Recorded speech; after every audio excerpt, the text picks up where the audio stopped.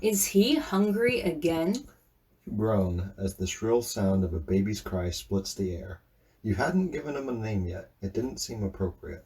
You didn't know if there was some family name that he ought to be given, some legacy to pass on. He was going to be great one day, but right now he was just a baby. A hungry, screaming baby that seemed to have already adopted his father's violent swings of mood.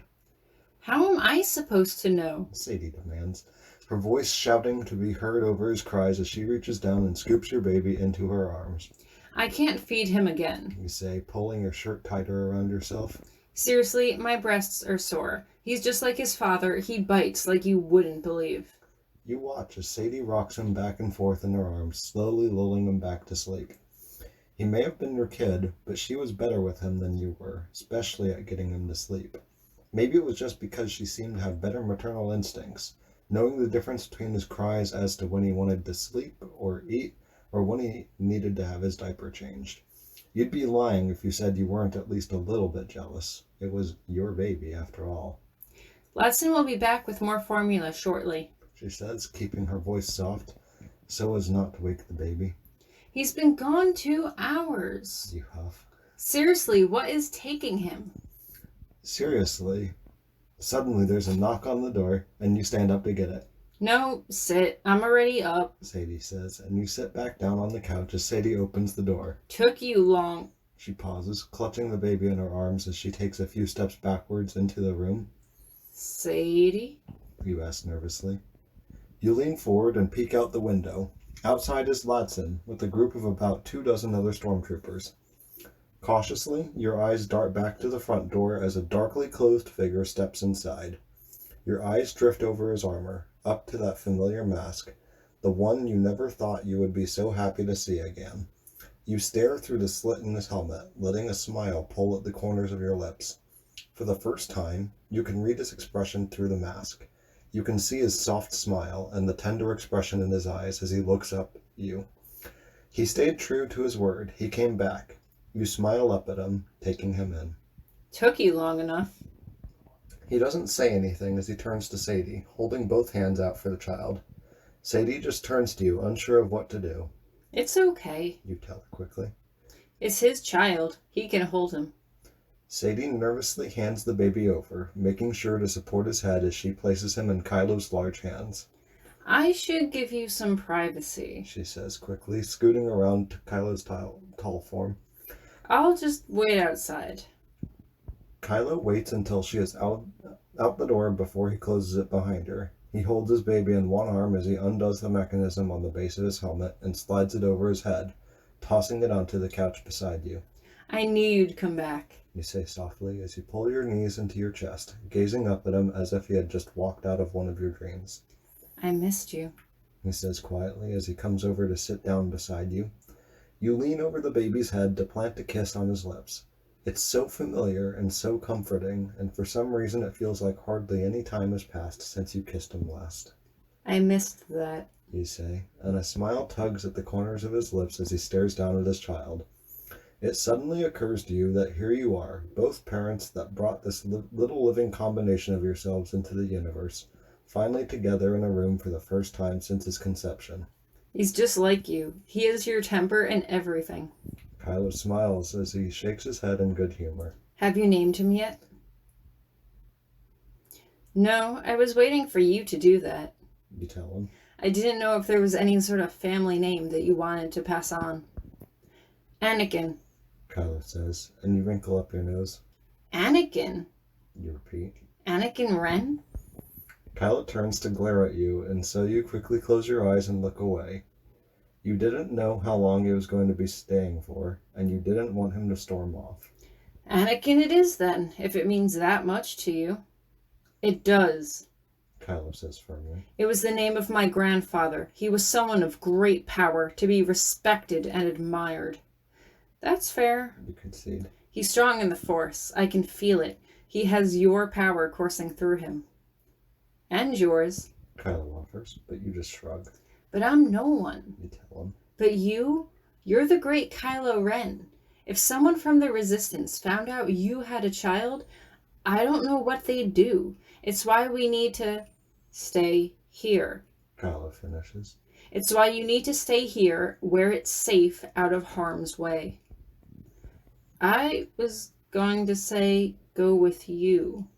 You say quietly, but Kylo just shakes his head. It's far too dangerous right now. He says firmly. Supreme Leader Snoke is very interested in him. He wants to train him in a few years, when he's old enough, but you need to keep him safe until then. You close your eyes and scowl at the implication. So you're just going to leave me here to raise him alone then? For how long? I'll visit as often as I can. Kylo says quietly. You don't like his answer, but there's nothing you can say. Instead, you just press your cheek into his shoulder. Is he always this quiet?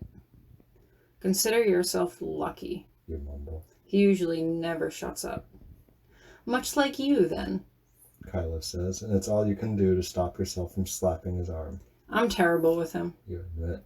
I mean, I do my best, but Sadie can tell whether he's hungry or sleepy or needs his diaper changed.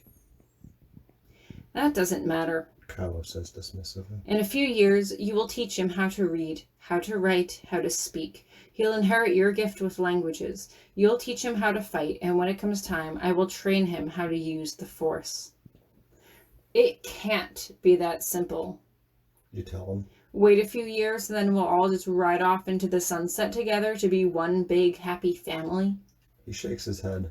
When have you ever seen the sun set on the Starkiller base? Never. You admit glumly. You reach up to kiss his cheek, your lips hovering against his warm skin for a moment. You inhale his scent, and for a moment you're intoxicated by him, overwhelmed with need. How long will you be here for? I should be getting back. Kylo says as he gets to his feet, setting Anakin back down in his crib. Getting back? It's all you can do, not to shout. But you know it will wake the baby if you do. You've been here for not even 10 minutes, and it's a 3-day trip. He shuffles from foot to foot awkwardly, refusing to meet your gaze.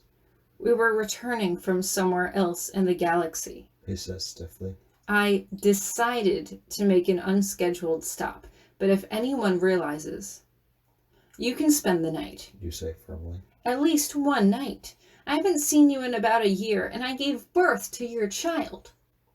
You can spend one night with me. Here? Kylo asks, raising an eyebrow. He glances around your tiny home, as if he's too good for your humble furnishings. Yes. You insist. So when you're back on base in that giant bed of yours, you can remember how I'm living down here without you. He shakes his head as he massages his temple with his fingertips. Fair enough. Besides, You say, taking a tiny step toward him. I know how much you missed me. I can feel it. He takes one large step towards you, effectively sealing the space between you. Immediately, his hands are in your hair, urging your head forward, and you stand on your tiptoes as you kiss him, pressing your lips against his. I missed you. You whisper against his lips, holding him close. After a moment, you break away from him, grabbing his hand and leading him into your bedroom. That's where you sleep? Kylo asks, gazing at your bed, almost dumbfounded by its small size. It's where I sleep. You repeat firmly. See what I have to put up with while you're not here? Kylo sighs like he wants to offer you something better, but he has nothing to offer you but his company, and you're more than willing to accept that. Don't think about it. You're not here for long, and I want to make the most of our time together. He starts to take off his armor, starting with his boots, and you watch him undress, a happy smile playing on your lips. It's been so long since you've seen him fumble with his armor. You have some new scars. You observe as he slides his shirt off, peering at the red marks that dot his abdomen. They're nothing. He replies dismissively, as he comes around to sit on the side of your bed. You get up and immediately straddle him, sitting in his lap and sliding your legs around his waist. You put both hands on either side of his face as you lean forward and kiss him again, trapping his bottom lip between both of yours. I missed you so fucking much. You whisper against his warm skin. You don't want to cry, but you almost can't help yourself as you feel tears prick in the corners of your eyes. It had been so long since you had seen him last, and you didn't know when the next time you were going to see him again was. You hated that he had to go to war, hated that he had to be this person who was intent on ruling the galaxy. You would have much rather preferred him to just stay here and raise your son with you, but you knew why that couldn't happen. There were times when even you still felt restless with your routine, and you had been someone who had been locked in a single apartment for weeks on end with nothing but yourself to keep you company. If you're having a hard time surviving the monotony of your days, Kylo wouldn't stand a chance. You try to push these thoughts away from you as you focus on him. He's here, finally here, sitting right in front of you, and you didn't want to waste any time. You reach forward and fist both of your hands in his long dark hair, cradling his head as you kiss him. He kisses you back, lips parted to give you better access to his mouth as you slowly roll your hips into his, gently trying to spur him on. You can hear Kylo emit a low groan in the back of his throat as he strokes your cheek lightly with the back of his knuckles, slowly getting accustomed to you again. You bite your lip as you pull away slightly, staring up at him, feeling desire starting to drip through your veins. You know you can be rough with me, you say. And that's where it starts to get really NSFW, since I don't want YouTube to pull this down or anything for it being too NSFW. Going to just scroll down after that. If you want to read the sex scene yourself, it's written in the chapter in the link below hand. This is a long scene. I pulled out all the stops for the first chapter.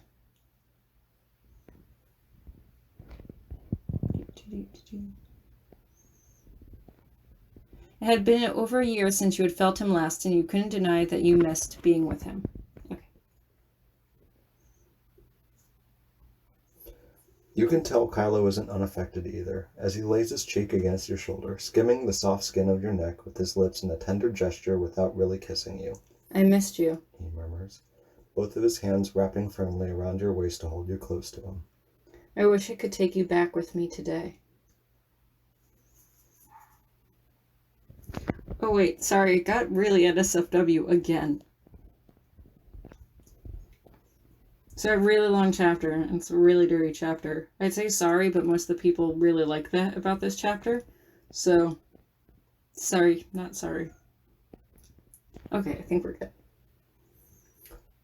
Your eyes trail across his face and down his neck to the raw purple welt where you had given him a massive hickey. You gingerly reach up and brush it with the very edge of your fingertips. Kylo doesn't even flinch. You've got a little something here. So do you. You just close your eyes and smile, refusing to even look down at yourself. You know what's there. You remembered how you'd been hiding Kylo's hickeys and bruises and love bites while you were an interpreter on the Starkiller base, wearing scarves and turtlenecks so that no one would so much as suspect your secret relationship. It seemed like that had happened so long ago now. It felt like it had happened to somebody else. You didn't think about it anymore. You really didn't. Sometimes it seemed hard for you to believe that B and C were even real people. Taro still felt real to you, at least. His death still stung at inopportune times when you would see students walking by, practicing their tortudo rune. But you were glad to have at least known him. Glad that he had at least helped shield your mind from Kylo Ren before you developed your own force capabilities. Kylo seems to sense your thoughts and takes one of your hands in his, reaching up and pressing his lips against the pads of your fingertips. Are you going to be gone when I wake up? You ask softly. You can feel a bubble of despair rising in your chest, but you push it down, away from you. It would do no good to start crying in front of him. You had to be strong. You had to show him that you could handle this. I think that might be best, he says softly. He was probably right. You remembered when he had sent you off the Starkiller base the last time, for your own safety. You had professed your love for him with tears streaming down your cheeks, carrying on about how you didn't want to have to leave him. He had professed his love for you that day, the first time he had ever verbally done so, even though you had been aware of his feelings for weeks through the force bond that you both shared. Do you still love me? You asked softly. You knew if you focused, you could probably access his mind again with ease, but you had no energy left to do such a thing. Nor were you in a hurry to invade his private thoughts. You know I do, he replies softly, stroking the backs of your fingers with his thumb. Good, you say softly. You didn't need to hear him say it. Not right now. Him just being here was proof enough. A long period of comfortable silence stretches between you before you speak again. You're a father now. I know, he says quietly.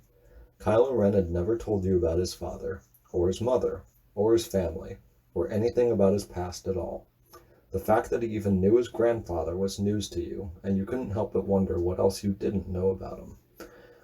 Would you ever get the answers eventually? Or was he determined to keep that part of himself hidden from you?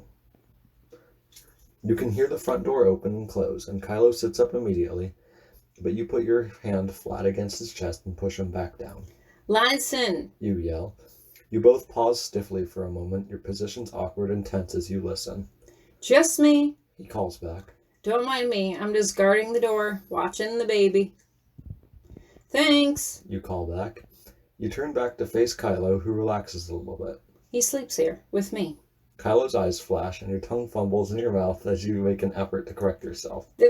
Not with me. In the couch, in the living room. He's... You let out a breath. Less my friend and more of a bodyguard since whatever you did to him. Kylo just shrugs as if this is of little consequence to him. I needed someone to protect you, someone you trusted, someone who could help you get off the base if the event ever called for it. And it called for it. You tell him. But it's done now. We're off the base. Can't you, relieve him of duty or something? You think he wants to? Kylo asks, raising an eyebrow. He likes protecting you. It gives him a sense of duty, a sense of purpose. Remember how you would have done anything to help your friend, Sadie? He feels a similar kinship to you. Yeah, but in the end, you were the one who rescued Sadie. You say pointedly, jabbing your index finger into his chest. She still does have that scar, though. Kylo just shrugs as if it couldn't be helped. I don't think Hux has ever forgiven me for that. Good. You start, unable to conceal your smile. You snuggle into his chest and allow yourself to close your eyes as you're soothed by the steady pulse of his heartbeat. You know as soon as you fall asleep that he'll be gone by the time you wake up, and you don't want to have to experience losing him all over again. I don't want you to leave. I know you have to go, but I don't want you to. I love you, he reminds you, as if that helps the fact that tomorrow he's going to be on the other side of the galaxy. It should mean more to you, but right now his love doesn't mean much when he's not here to hold you at night or help take care of your child. I love you too. You echo. Will you try to stop by and visit more? I know it's hard, but I'm sure you can make some sort of secret solo mission to come out and see your son more often, can't you? Wouldn't the Supreme Leader want you to do that? Kylo doesn't respond, and you're not sure if it's because Snoke doesn't want him to, or because he hasn't bothered to ask yet. You had never met Snoke, and honestly, you were more than afraid to. You couldn't imagine a man alive more powerful than Kylo Ren. What kinds of powers did Snoke have? He obviously was extremely powerful. Why else would Kylo listen to him and follow his orders without question? Just stay safe, Kylo says softly, burying the tip of his nose in your hair. I'll come back as soon as I can. You promise? You ask sleepily. I promise, He says, putting one hand on the top of your head. You loved the way he stroked your hair absent-mindedly as you slept. If there was one sensation you wish you could preserve forever, it was this one. Don't make promises you can't keep. You remind him childishly. It's getting harder and harder to hold on to your wakeful thoughts as you feel yourself being pulled under by the weight of your drowsiness. Then I won't promise you anything, He says with finality. I don't know when I can return to you, but just know that I want to, and I'll be thinking of you both, daily. I hope you do. You tell him, because it's true. There's hardly a minute when Kylo isn't in your thoughts, and it doesn't help that you're reminded of his absence every time you look at Anakin. I'll be waiting for you. You mutter sleepily as you finally drift off to sleep. You're sound asleep by the time Kylo finally leaves you. You wish he would have stayed the night, but the bed is far too small for him and he can't get comfortable. So he just stays for as long as he feels is appropriate, just stroking your hair and watching you sleep. After that, he gets up and tucks you in, kissing you softly as he tells you that he loves you just one more time, vowing to return to you. He went into the living room to talk to Ladson and to say farewell to his child, but the exact words exchanged were a mystery to you. All you knew when you woke up that morning was that you were alone in an empty room with an ache in your chest and a hole in your heart. You dressed in no time at all and rushed into the living room where Sadie was sitting with Ladson. The look on their faces confirmed what you knew to be true, that it hadn't all been some kind of wonderful dream. Kylo had really been here, and then he had gone, almost as quickly and as suddenly as he had come. But his presence hadn't gone entirely unnoticed. The baby slept through the night. Latson tells you. First time he's ever done that. They both look away respectfully as tears brim in your eyes, but you're not afraid to cry. Not in front of them. I wish he could have stayed, You say, fighting through the tears in your voice. And they just sit there quietly as they let you work through it.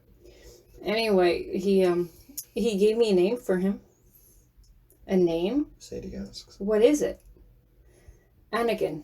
You tell her. After his grandfather. Anakin? She repeats, wrinkling up her nose much like you had as she looks over at Annie, who is still sound asleep. You walk over to his crib and lean over the edge, trailing a finger down your baby's cheek. You've never felt anything smoother in the whole galaxy. He kind of looks like an Anakin. You tell her. Then again, he really just looks like his father. You stare down at his sleeping face as you let out a long, shaky exhalation. Kylo was gone again, and you had no idea how long it would be until he returned to you. Would it be a matter of weeks, months, or even years? You knew he had told you that Snoke wanted to train Annie when he was old enough, but you had no idea how old that meant. When he was 5, 10? Either way, it seemed like a very long time from now, but you knew that Kylo would return to you eventually. The real question was, of course, if Anakin really was anything like his father, would you be able to keep him out of trouble until then?